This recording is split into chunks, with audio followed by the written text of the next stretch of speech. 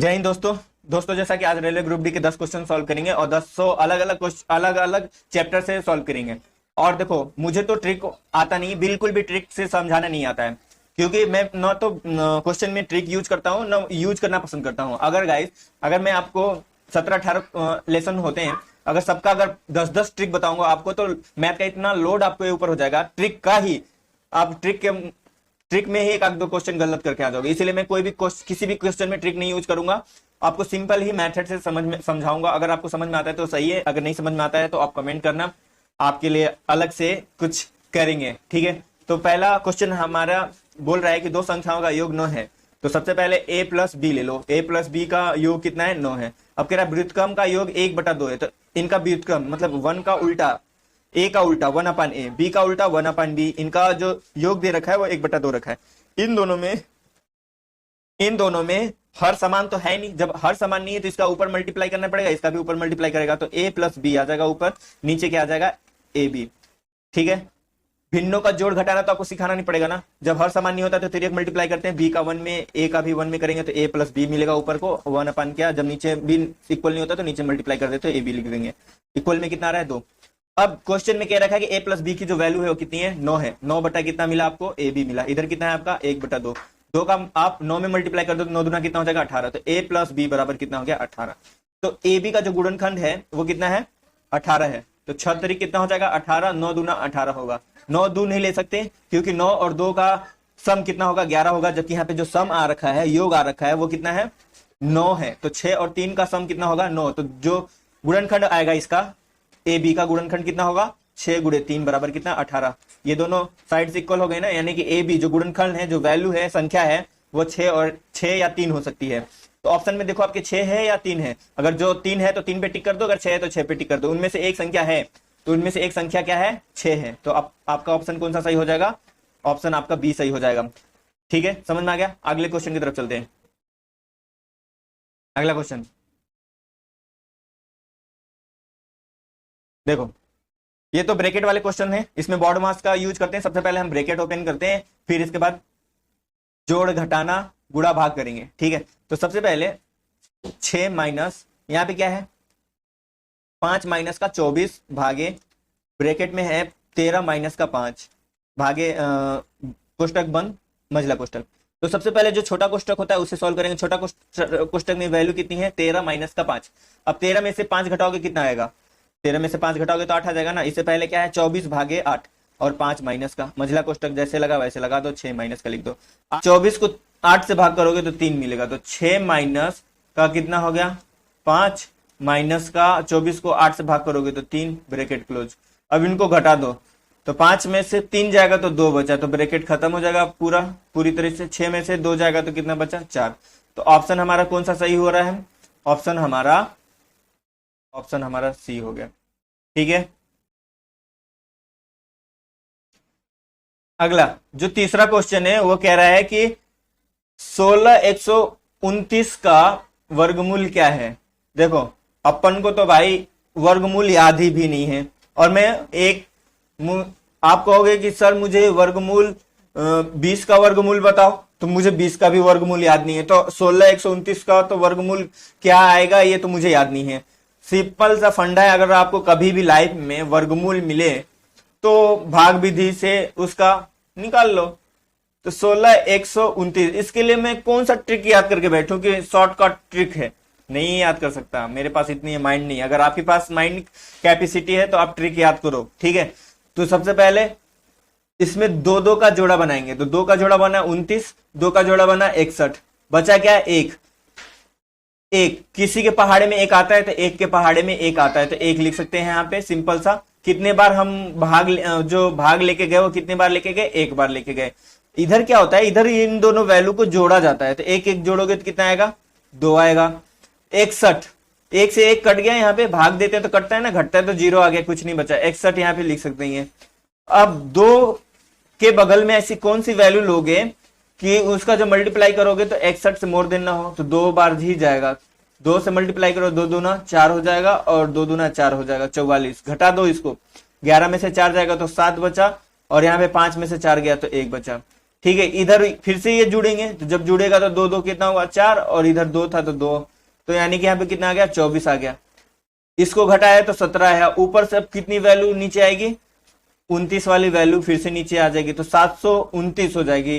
तो जैसा कि 7 सते 49 होता है, 7 लेना पड़ेगा लास्ट में, तो 7 से आप मल्टीप्लाई करो, 7 सते 49 का 9, 4, 7 चौका 28 और 4 32 का 2, 3 और 7 दूना 14 और 3 कितना हो गया 17।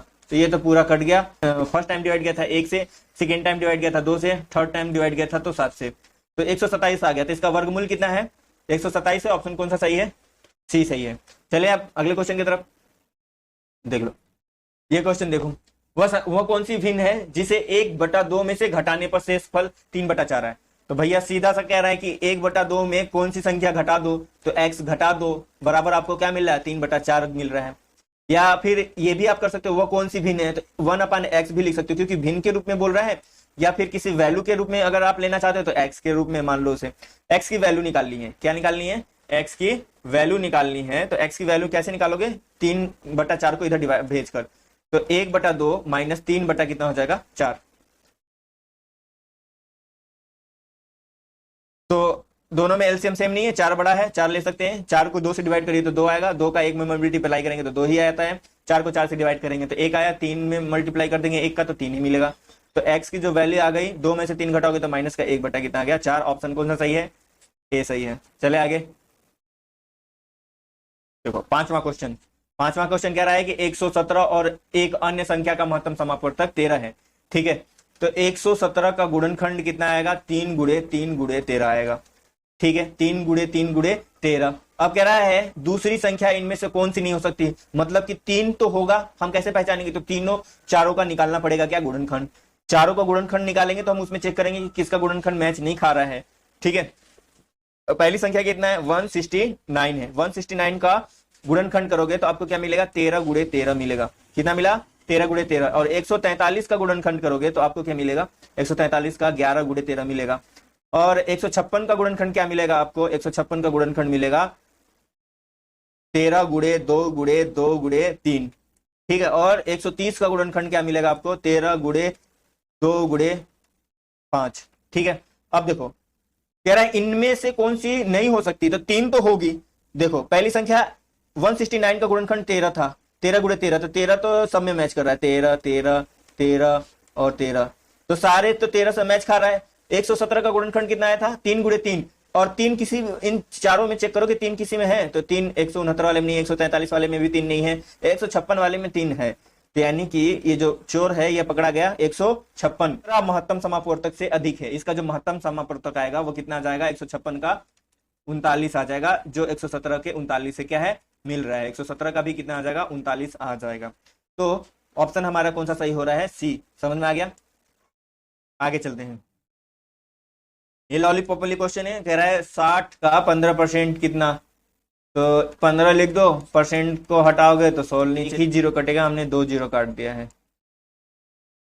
एक ही जीरो कटेगा तो 10 बचा, 5 3 15, 5 दूना 10, छतरी का 18, 18/2 काट दोगे तो 9। ऑप्शन हमारा ए सही है। आगे चले, मूल्य कितना है, क्रय मूल्य है 1100 रुपए, गुणे में 100 लिखेंगे, हारनी कितना हो रहा है उसको 19 बटा कितना 100, इन 2 जीरो से ये 2 जीरो कट जाएगा, 100 में से 19 घटा दीजिए तो 81 आ जाएगा, 81 का आप 11 में गुणा कर दीजिए तो 891 आ जाएगा। तो उसने किस मूल्य पर बेचा, 891 रुपए के मूल्य पे बेचा। ऑप्शन हमारा कौन सा सही हो रहा है, ऑप्शन हमारा बी सही हुआ। ठीक है, ऑप्शन हमारा बी सही हो गया। चले आगे, 8वां, 8,000 रुपए लागत वाली एक वस्तु का अंकित मूल्य 11,200 रुपए है, x% की छूट देने पर 12% लाभ मिलता है, तो x का मान बताओ।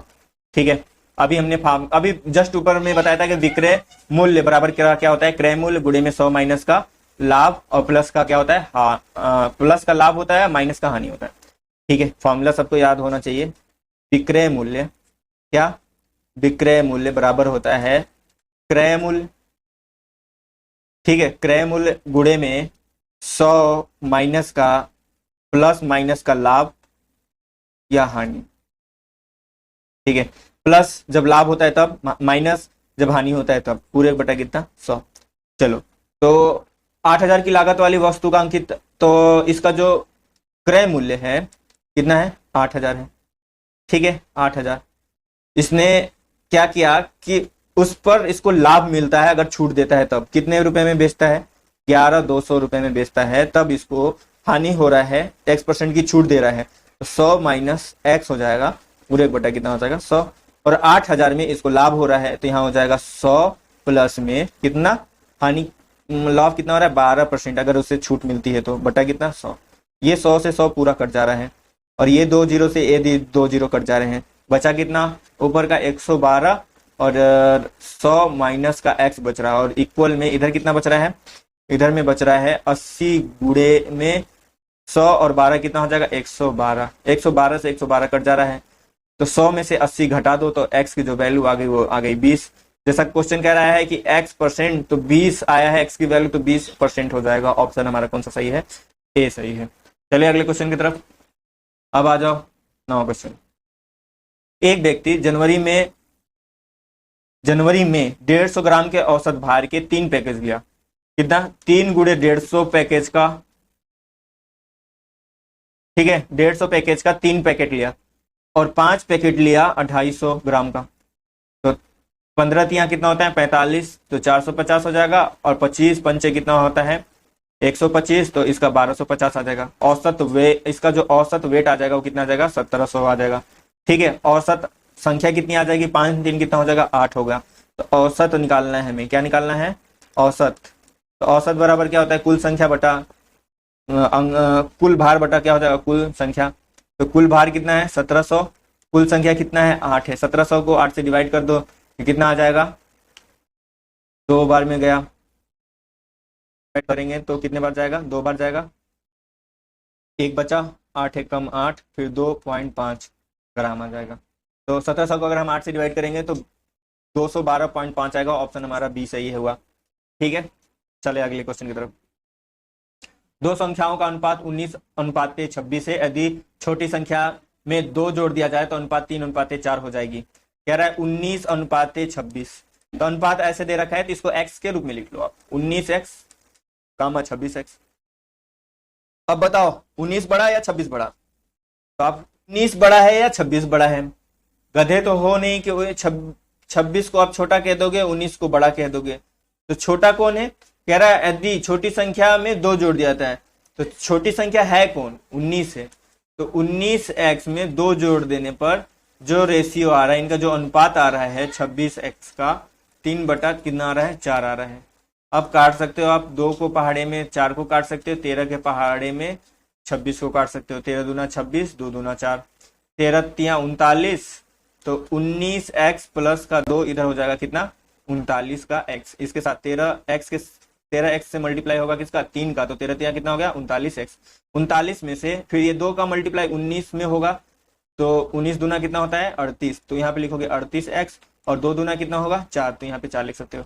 38 और 39 में से 38 जाएगा तो x बचेगा, x की वैल्यू 4 आ गया। कह रहा है एक बड़ी संख्या क्या है, बड़ी संख्या कौन है 26 या 19, तो अब यहाँ पे फंसा दिया, जोड़ने को बोला किसमें छोटी में, और आंसर किसका पूछ दिया बड़ी वाले का, तो बड़ी वाले का जो आंसर आएगा वो कितना आएगा 26x है, x की वैल्यू 4, 26 का 4 से गुणा करेंगे तो 104 आ जाएगा। ऑप्शन हमारा कौन सा सही है डी सही है। मैंने कोई ट्रिक नहीं यूज किया इस मैथ को सॉल्व करने के लिए, और ना कभी करता हूँ, क्योंकि मुझे ट्रिक याद नहीं होते, मैं 1 नंबर का भुलक्कड़ आदमी हूँ, तो इसलिए कोई भी ट्रिक यूज नहीं करता। बेसिक सी जो हमने नॉलेज ले रखी है यार 7वीं 8वीं 9वीं 10वीं 11वीं 12वीं किस लिए पढ़ा है, ट्रिक याद करने के लिए, ट्रिक याद करने के लिए नहीं पढ़ा है। मैथ का इतना लोड लेके चलोगे तब तो हो गया। मैं 1% ट्रिक नहीं यूज करता। अगर आपको लगा होगा कि हाँ मैंने यहाँ पे ट्रिक यूज किया है तो आप मेरे को कमेंट करके बोलो कि मैंने यहाँ पे ट्रिक यूज करके सॉल्व किया है। और हाँ अगर आपको आता है ट्रिक में सॉल्व करने के लिए तो आप क्या करो कि उस क्वेश्चन का ट्रिक के अकॉर्डिंग सॉल्व करके आप हमें कमेंट बॉक्स में क्या कर सकते हो, कमेंट कर सकते हो। मिलते हैं नेक्स्ट वीडियो में, तब तक के लिए जय हिंद। और जाते जाते एक आपको कुछ कहना चाहता हूँ। हरिवंश राय बच्चन जी का एक पोयम है, लहरों से डरकर नौका पार नहीं होती और कोशिश करने वालों की कभी हार नहीं होती। नन्ही चींटी जब दाना लेकर चलती है, चढ़ती दीवारों पर 100 बार फिसलती है। मन का विश्वास रगों में साहस भरता है, चढ़कर गिरना गिरकर चढ़ना न करता, आखिर क्यों उसकी मेहनत बेकार नहीं होती, कोशिश करने वालों की कभी हार नहीं होती।